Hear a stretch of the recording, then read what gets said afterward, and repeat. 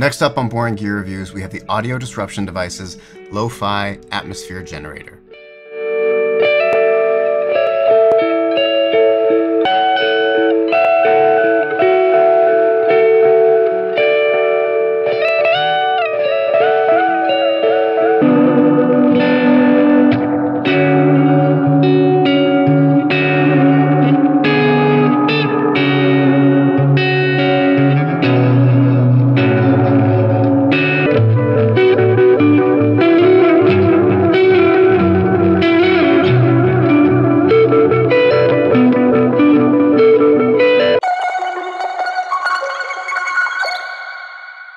Tremendous thanks to A.D.D for sending me this incredible pedal.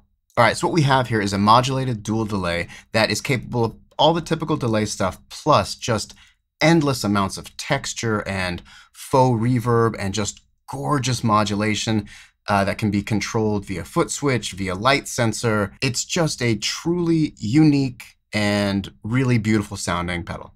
So for controls, we have mix, and that will control the wet dry of the pedal. It won't get 100% wet, but the blend is perfect.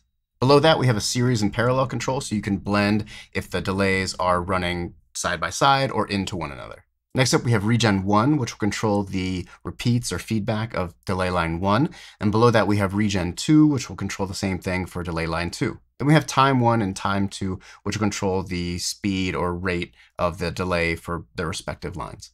Next up, we have Speed and Depth, and that'll control the speed and depth of the modulation.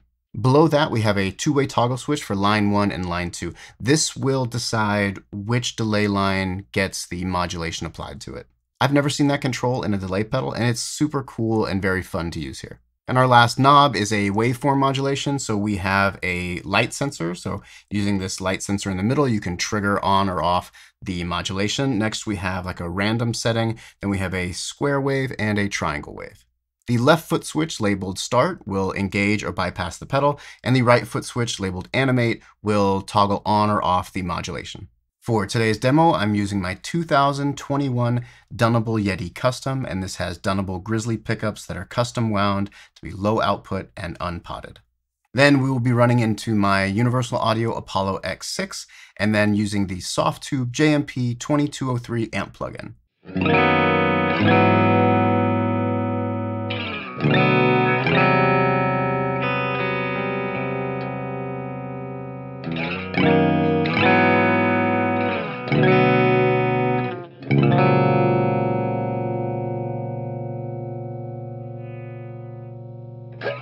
All right, so for all these clips, I'll be using the Dead Air Sawzall for a little bit of drive. This is a super rad pedal. I did a full demo on it. You can check that out right there. So here we're gonna have the mix around 3 o'clock, the series at 9, Regen 1 will be at 2, Regen 2 will be at 11, Time 1 will be at 11, Time 2 will be at 9, Speed will be at 10, Depth will be just below 9. We're going to be in the line 1 position, so the modulation is being applied to the first delay line, and we're going to be using the random waveform. The EQ of this delay is, in my opinion, like basically perfect. It's simultaneously punchy and clear, and then also very kind of dark and lo-fi and moody. So the first couple repeats will be a little more obvious, and then it really starts kind of beautifully melting together. And being able to have separate delay times and separate feedback times means that not only do you get like really cool rhythmic options, but the decay changes constantly too. So it makes the delay feel like it's moving a lot. This is just a really beautiful, warm, rhythmic delay that I find truly inspiring. So enjoy. And just a quick heads up, I noticed in editing that there's a little bit of like digital audio corruption. That is an issue with my computer, has nothing to do with the pedal. The pedal is, you know, completely free of any sort of weird glitchy stuff like that. It's just indicative of my very old and very tired computer.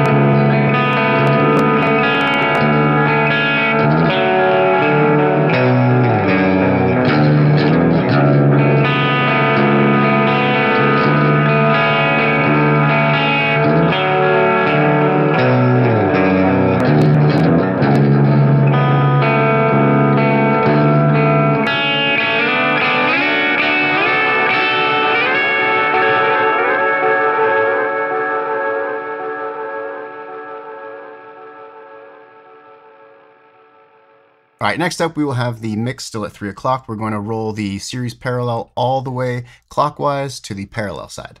Regen 1 will be just past 3 and regen 2 will be around 4:30. We'll have time 1 set at 9 and time 2 around 8. We're going to have the speed at 2, we're going to max the depth, we're going to have the modulation affecting line 2, and we are going to be using the light sensor for modulation. So once we engage the modulation with the animate foot switch, we can then just cover the light sensor with our foot or our hand, and that'll toggle on or off the modulation. And here the speed control with the light sensor works in how fast the modulation ramps up or down. In the beginning, I'm going to roll the volume back, play a little softer. You'll hear this beautiful, ping-ponging delay. And then later when I roll up the volume, max gain on the Sawzall, it fits so perfectly. It's difficult to find delays that sit well with a lot of high gain. Pretty much every delay will handle low gain perfectly. But some don't like high gain as much. They get shrill or tinny or they overload. And that was not the issue with the lag. It handles it beautifully. Low, high gain, whatever it is. I love here how there's like bits of almost harmonic feedback happening. It just adds so much texture, so much character, and so much kind of like lively excitement to the playing.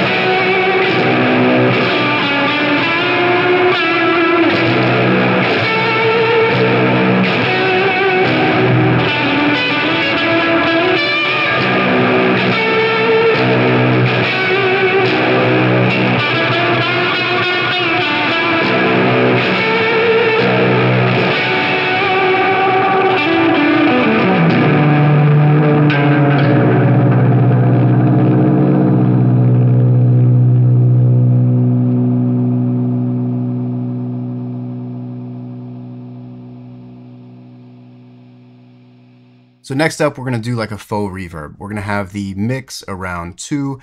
Series parallel will be right in the middle, so it's blending them both. We're going to max both regen knobs, and time 1 and 2 are going to be almost off. It's like, I don't know, like an eighth of a turn. It's very, very low. Speed is going to be maxed. We'll have the depth at 2 o'clock, and we're going to be modulating line 1 and using the triangle waveform. So like I said, maxing the feedback or regen, and then with a super, super low time, you get somewhat of a reverb. And honestly, like if this sound was a pedal by itself, I'd be super into it. It has a really cool, hollow, but still like warm and gritty feel to it. When the modulation is on, there's this like great flutter, and when it turns off, it just opens up a little bit. It feels a little spacier, I guess. I don't know if that actually describes what the sound is, but that's the feeling I had. All of that texture, all of the ambient feeling is all coming from the lag, and it just handles all of it so well. So enjoy.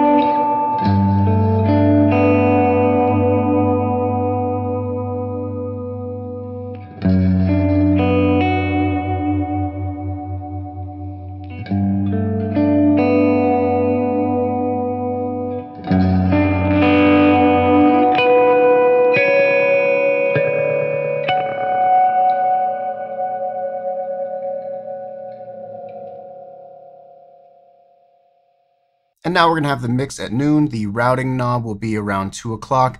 We're going to have both regen 1 and 2 just past 3. Time 1 will be at noon. Time 2 will be at 9. We're going to max the speed and depth on line 2, and we're going to be using the square wave. So in the beginning, when I have the modulation on, there's this really awesome flutter. Like it's very similar to the sound when you have like a Floyd Rose and you just kind of like whack the bar and it does that flutter. It's very similar to that sound, but just throughout. Super awesome. And it doesn't sound like hokey or out of place. To me, it still felt very musical. Like I'll use this on records. When I bypass the modulation, it almost sounds as if there's both a delay and a reverb happening because the times are different and we have long feedback or regen.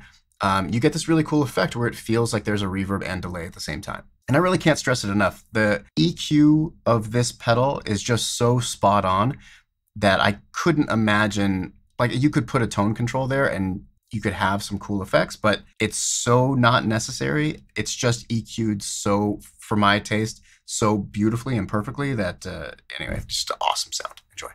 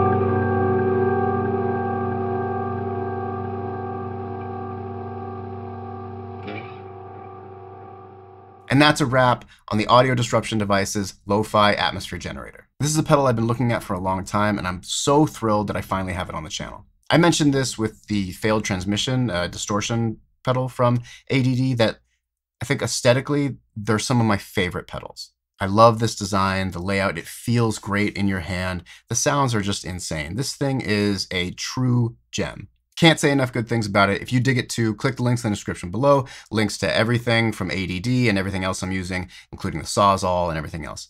If you dig the content, please consider hitting subscribe, like, share. I appreciate that so much. And until next time, peace.